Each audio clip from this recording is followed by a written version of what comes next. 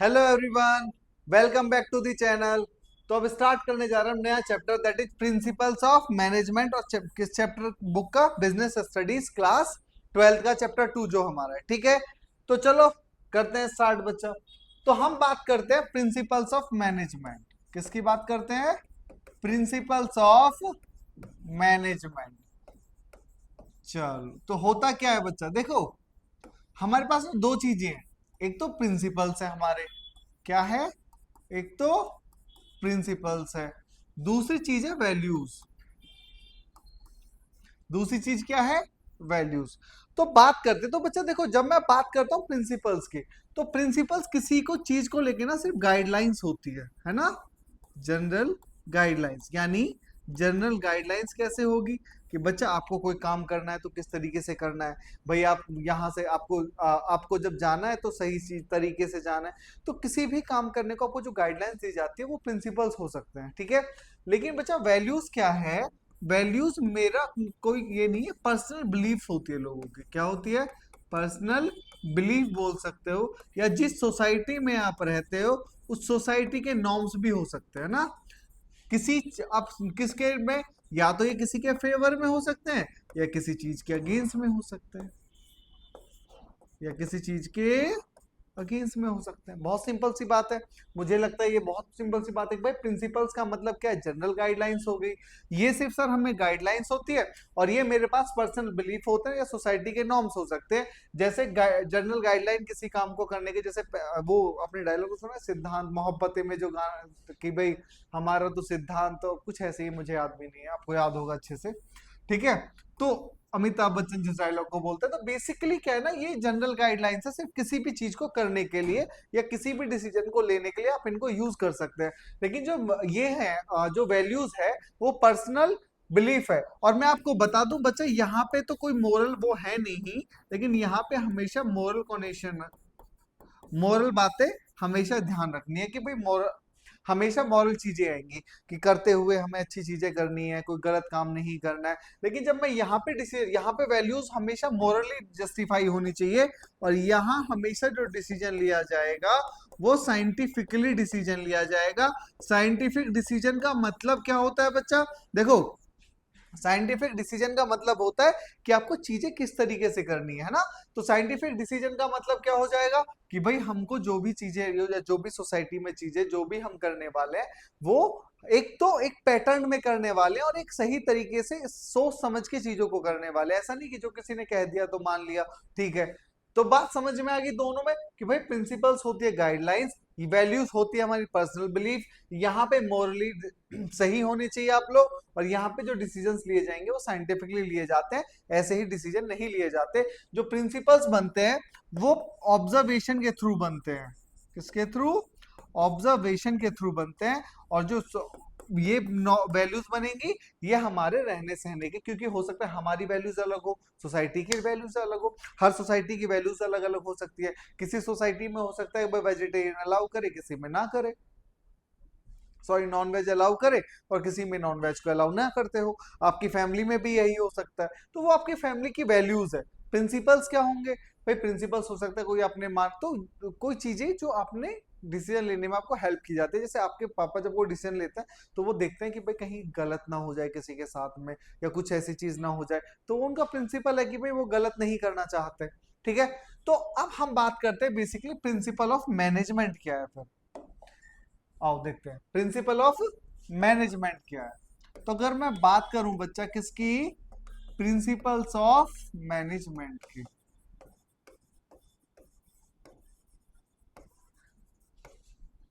तो ये क्या है? प्रिंसिपल ऑफ मैनेजमेंट क्या है? तो अगर मैं बात करूं नॉर्मली, मैंने जैसे कहा these are the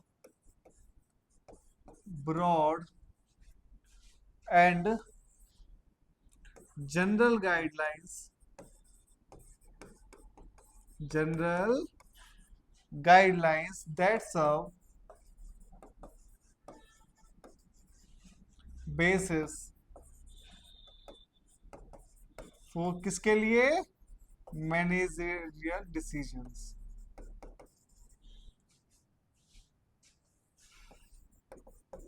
decision and action. आगे बात समझ में? तो क्या सर प्रिंसिपल ऑफ मैनेजमेंट क्या?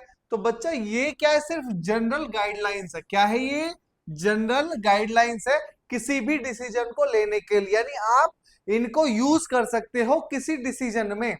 जब आप डिसीजन ले सकते हो तो इन बातों का ध्यान रख के आप डिसीजन ले सकते हो। लेकिन जनरल गाइडलाइंस का मतलब क्या होता है? बेसिकली सबसे पहला पॉइंट यही है कि सर जनरल गाइडलाइंस का मतलब क्या है। तो बच्चा जनरल गाइडलाइंस का मतलब है कि ऐसा नहीं है कि आपके ऑर्गेनाइजेशन में हमेशा जो लिखा हुआ है वो सही। आप क्या कर सकते हो, ये जनरल बात है, लेकिन आपकी सिचुएशन अलग हो सकती है, उसको लेके आपके प्रिंसिपल्स अलग हो सकते हैं, तो आप इसको अपने हिसाब से भी चेंज कर सकते हो। तो बात क्लियर है बिल्कुल। प्रिंसिपल ऑफ मैनेजमेंट क्या है कि भाई ये वो ब्रॉड और जनरल गाइडलाइंस है जो किसके लिए? मैनेजर डिसीजन एक्शन को क्या करती है? हेल्प करती है मैनेजर्स को डिसीजन लेने में। ठीक है सर। इसके बाद क्या? इसके बाद हम पढ़ते हैं कि भाई इसकी कैरेक्टरिस्टिक्स या फीचर्स क्या क्या है। कैरेक्टरिस्टिक्स या features of principles of management. POM का मतलब क्या है? Principle of management. देखो बच्चा, हमेशा ध्यान रखना जब भी आप क्लास ले रहे हो अपने साथ पेन या पेंसिल लो। मैं भी पहले से कुछ नहीं करके आता, मैं भी आपको आके यही पढ़ाता हूँ, आपके सामने ही सब चीजें लिखता हूँ। तो मैं आपसे भी यही वो करूंगा कि भाई आप कम से कम जब मेरी क्लास ले रहे हो तो उन चीजों को लिखो, अच्छे से लिखो, जिससे कि आपको पढ़ते टाइम ही क्या आ जाए, सब चीजें ध्यान में रहे। ठीक है। तो ये तो बिल्कुल क्लियर हो गया कि भाई प्रिंसिपल्स ऑफ मैनेजमेंट क्या है। सबसे पहले अगर मैं बात करूं कैरेक्टरिस्टिक्स की, तो ये है यूनिवर्सल एप्लीकेबल। क्या है बच्चा? ये यूनिवर्सल एप्लीकेबल। अब इसका मतलब क्या है? फर्स्ट चैप्टर में आपको मतलब बता रखा है, जिसने फर्स्ट चैप्टर नहीं देखा वो जाके देख सकता है। फर्स्ट चैप्टर में मैंने समझा रखा है कि यूनिवर्सल एप्लीकेबल का मतलब क्या होता है? परवेसिव। और परवेसिव का मतलब क्या होता है? जो हर जगह इस्तेमाल हो। That is that can be use everywhere. यानी प्रिंसिपल ऑफ, जैसे मैंने मैनेजमेंट में पढ़ा है, इसी तरीके से प्रिंसिपल ऑफ मैनेजमेंट भी क्या है? यूनिवर्सल एप्लीकेबल है। यूनिवर्सल एप्लीकेबल का मतलब मैंने आपको समझा चुका है कि भाई ये क्या है? ये क्या है? To it applicable for every type of organization. Applicable for every type of organization, whether it is whether it is economic, political, और जल्दी बताओगे आप लोग, whether it is economical, political, और एक बच गई ना, सोशल। ठीक है। तो ये थोड़ा ऊपर कर दूं, आप लोग बाद में लिख सकते हो वीडियो को पॉज करके। तो यूनिवर्सल एप्लीकेबल का मतलब क्या होगा कि भाई ये हर टाइप के ऑर्गेनाइजेशन को इस, और ऐसा ही नहीं, हर टाइप की, इररिस्पेक्टिव ऑफ साइज भी है, irrespective of applicable, irrespective of size. अब वो साइज चाहे आपका कैसा हो, स्मॉल हो, ऑर्गेनाइजेशन आपकी मीडियम हो, और लार्ज हो, आपकी ऑर्गेनाइजेशन कैसी भी हो, वहां पे भी ये क्या है? अप्लाई हो जाएगा। ठीक है, बिल्कुल बात समझ में आ गई। लेकिन अब इसका क्या क्या सर, ये हर जगह नहीं बच्चा, लेकिन इसकी एप्लीकेबिलिटी डिपेंड ऑन करेगी, its applicability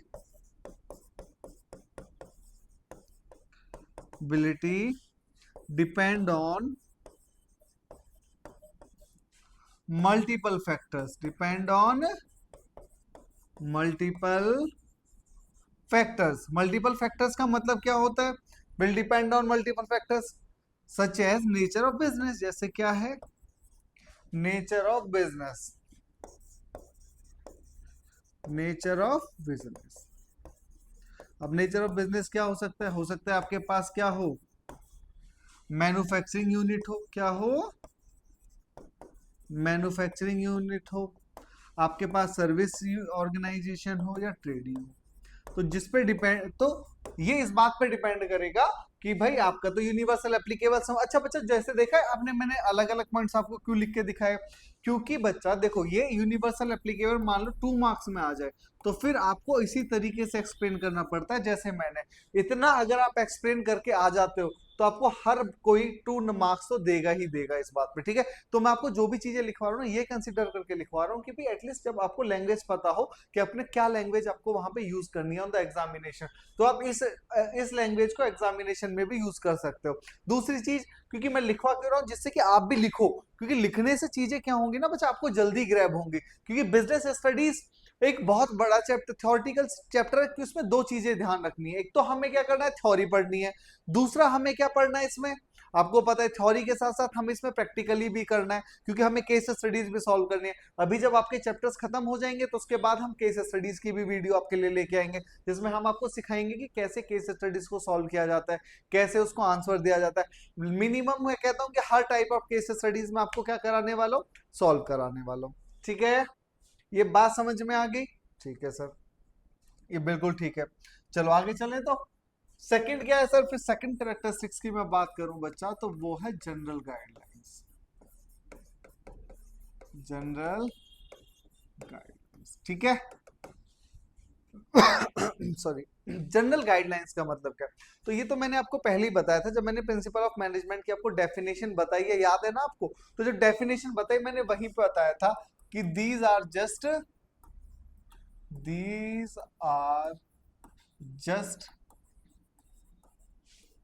guidelines, general guidelines किस बात के लिए? For manager decision,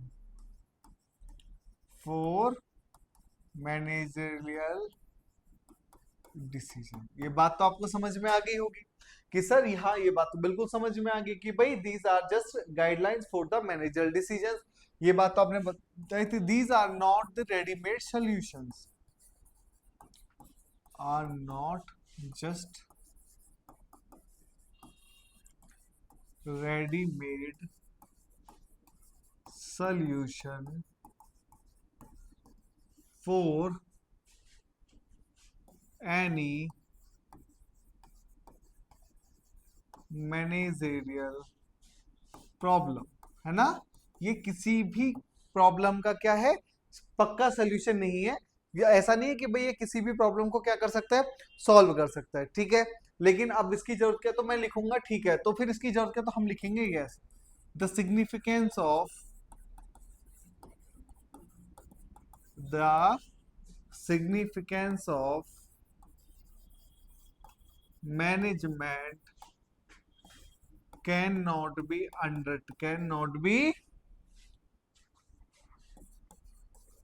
undermined, cannot be under, because sometimes a little guidelines, sorry ये सही से लिख लेते हैं, समटाइम्स लिटिल गाइडलाइंस क्या कर सकती है, guidelines help in solving many big managerial problems, big managerial. आगे बात समझ में? तो मैंने क्या कहा, जनरल गाइडलाइंस है। ये क्या पॉइंट है पहले, कि भाई ये गाइडलाइंस है जनरल। फिर मैंने कहा कि भाई गाइडलाइंस तो ठीक है, लेकिन ये किसी बात का भी रेडीमेड सोल्यूशन नहीं है।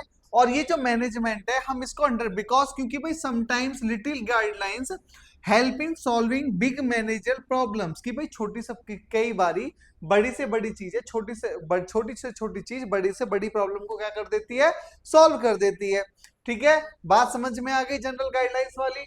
बिल्कुल आ गई सर, इतने अच्छे से समझ में आ गया अब तो। और देखो लैंग्वेज भी मैं इसे लिख रहा हूँ जिससे कि आप आसानी से क्या कर सको, इन चीजों को समझ सको, ठीक है। फिर सेकंड है, थर्ड क्या लिख सकते हैं हम? थर्ड है हमारे पास सर, थर्ड क्या है, formed by practice and experimentation.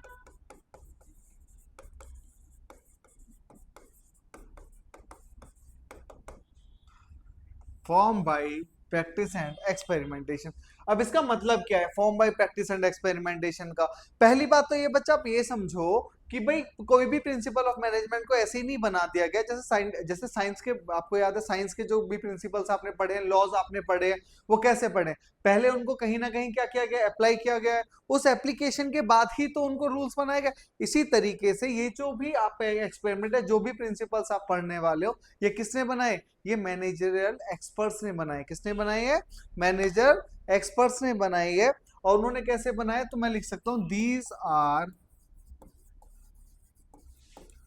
Made by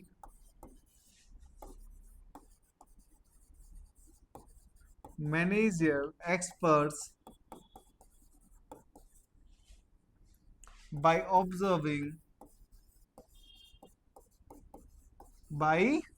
observing and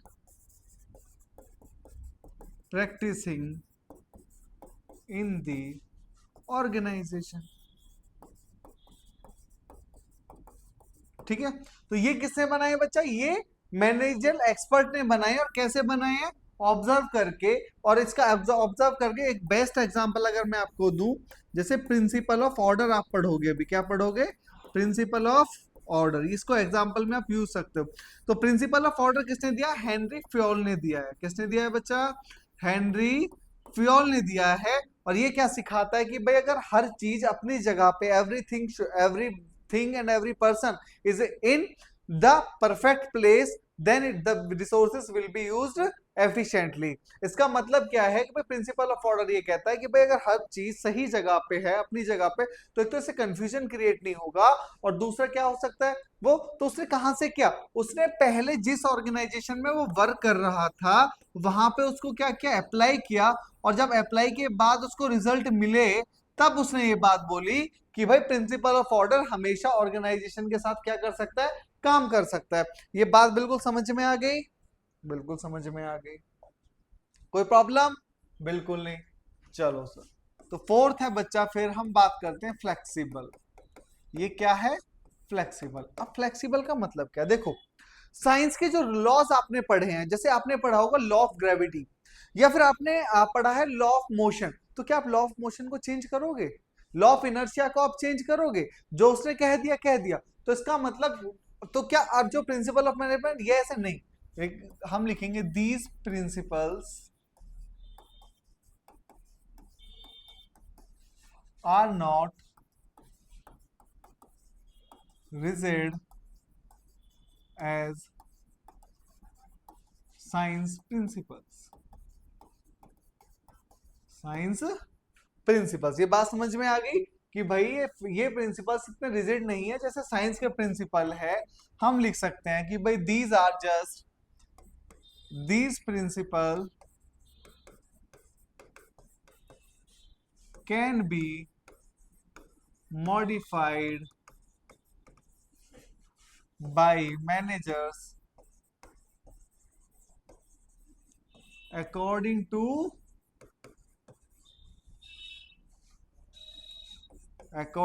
their given situation, according to their situation and type of organization।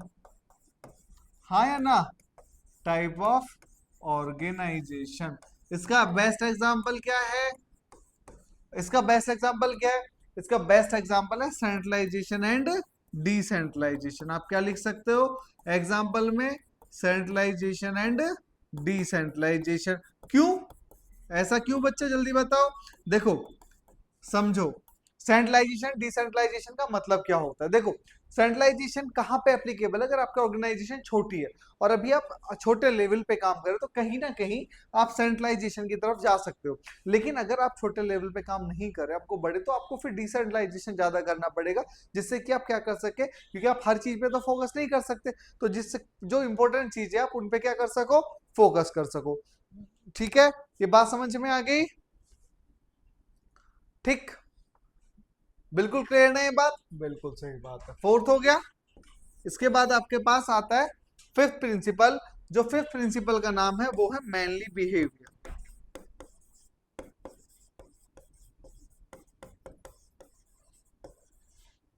Mainly behaviour. देखो, अगर अब मैं बात करूं ऑर्गेनाइजेशन में, तो ऑर्गेनाइजेशन में कौन काम करता है? देखो ऑर्गेनाइजेशन में बच्चा हम ही लोग काम करते हैं, ह्यूमंस काम करते हैं। मैं भी कहीं ना कहीं जॉब कर रहा हूँ, हो सकता है मैं भी कहीं जॉब कर रहा हूँ, आप भी कल जाके कहीं ना कहीं जॉब करोगे। तो जो काम करने वाले लोग हैं वो कौन है? वो ह्यूमंस है। तो बेसिकली क्या है, जो ये प्रिंसिपल्स बने क्यों बने? ये बने हैं to influence the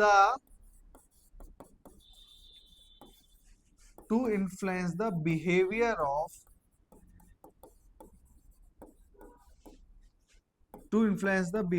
of human beings. ये बात समझ में आ गई? To influence the behaviour of human being, कि भाई जिससे क्या कर सके, हम किसको इन्फ्लुएंस कर सके? हम ह्यूमन बींग्स को क्या कर सके? जो भी इंसान है, जो भी ऑर्गेनाइजेशन में जो भी हमारा एम्प्लॉय है, उस एम्प्लॉय को हम क्या कर इन्फ्लुएंस कर सके। इन्फ्लुएंस क्यों करेंगे भाई? हम इन्फ्लुएंस करेंगे कि उससे काम कर सके। बेसिकली क्यों इन्फ्लुएंस करना चाहिए हमें? हमें इन्फ्लुएंस कर में हमारे फिजिकल और ह्यूमन रिसोर्स के, जैसे फॉर एग्जांपल अगर मैं बात करूं, तो अगर आपको कोई ऑर्गेनाइजेशन जैसे बनानी है, लेट्स से कि आपको रेस्टोरेंट बनाना है। क्या बनाना है आपको? एक क्या बनाना है, एग्जाम्पल के लिए लिख लेते हैं। आपको एक रेस्टोरेंट बनाना है, ठीक है बच्चा। जब आप रेस्टोरेंट बनाना जा रहे हो, तो आपको क्या ध्यान रखना पड़ेगा? क्या आप ऐसा है कि कोई चीज कहीं भी नहीं, आप क्या कोशिश करोगे कि मूवमेंट कम से कम होनी चाहिए। जैसे फॉर एग्जांपल अगर मैं ध्यान रखूं, तो जब आप बनाओगे तो आप देखोगे किचन और स्टाफ की जो मूवमेंट है वो ज्यादा ना हो। ऐसा नहीं है कि किचन एक तरफ बना दिया, वहां पे घूम घाम घूम के जा रहा है वो जो आपका वेटर जो किचन तक पहुंच रहा है, जिससे कि टाइम एक्स्ट्रा लग सके। नहीं, ऐसा नहीं होना चाहिए ना बच्चा। तो किचन और स्टाफ की मूवमेंट आप ध्यान रखोगे, एक एक पार्ट की, कि भाई मूवमेंट, स्टाफ का मूवमेंट कम से कम हो, और जल्दी से जल्दी हम जो हमारे कस्टमर है उनको सर्विस क्या कर सके, प्रोवाइड करा सके। तो अगर बात मैं करूं मेनली बिहेवियर की, तो दो चीजों पे फोकस करेगा। एक तो to influence the behaviour of human beings में, यानी जो ह्यूमन बींग्स का बिहेवियर है उसको काम करने के लिए इन्फ्लुएंस करता है। दूसरा, हमारे बीच में जो फिजिकल और ह्यूमन रिसोर्स के बीच में जो रिलेशनशिप है उसको स्टेब्लिश करे, जिससे कि हम रिजल्ट को क्या कर सके, डिजायर रिजल्ट ले सके। ठीक है, ये बात समझ में आ गई? बिल्कुल सर, आगे इसके बाद नेक्स्ट क्या है? Cause and effect relationship. Cause and effect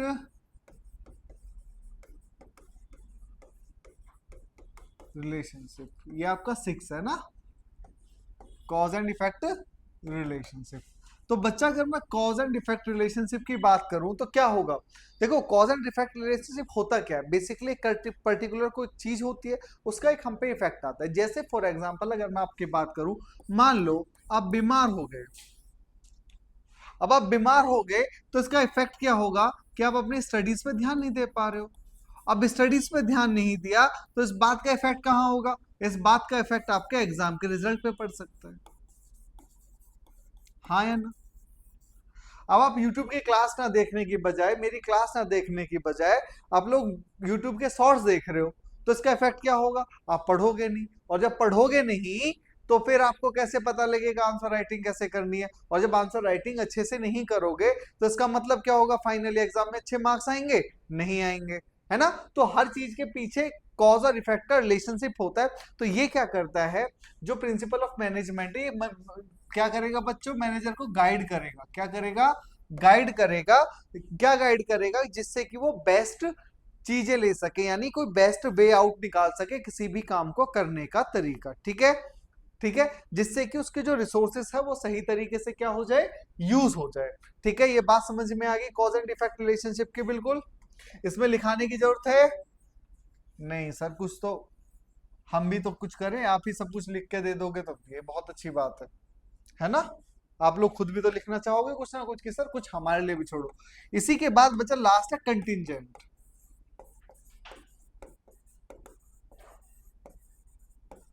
क्या है? कंटिंजेंट, है ना? तो कंटिंजेंट का मतलब क्या? देखो कंटिंजेंट होता है जिसमें डिपेंड करेगा situation to situation, it varies to situation. कैसे? देखो, जब मैं प्रिंसिपल ऑफ मैनेजमेंट बच्चा अप्लाई करूंगा तो क्या एक ही पर्टिकुलर एरिया में हर तरीके नहीं। देखो अगर मैं यहाँ काम करता हूँ या मैं अमेरिका में काम करता हूँ या कहीं और पर, तो हर जगह की जो ट्रेडिशंस है, जो रिलीजन है, वो अलग है या नहीं है? तो जब वो ट्रेडिशंस अलग है, जो चीजें अलग है, तो हमेशा ध्यान रखना कि उस पर डिपेंड करेगा ना कि भाई सिचुएशन में वो अप्लाई होगा या नहीं होगा। तो इसीलिए इनको कंटीजेंट बोला गया, क्योंकि भाई ऑर्गेनाइजेशन में जो भी प्रिंसिपल ऑफ मैनेजमेंट है वो हर जगह एप्लीकेबल नहीं हो सकता। एप्लीकेबल क्यों नहीं हो सकता? क्योंकि सर ये सिचुएशन डिपेंड करेगा कि उस सिचुएशन में वो प्रिंसिपल ठीक है या नहीं है। ये बात समझ में आ गई? बिल्कुल बिल्कुल अच्छे से समझ में आ गई। ठीक है, तो चलो आज की वीडियो यहीं खत्म करते हैं, बाकी सिग्निफिकेंस हम कल से स्टार्ट करेंगे। ठीक है, थैंक यू।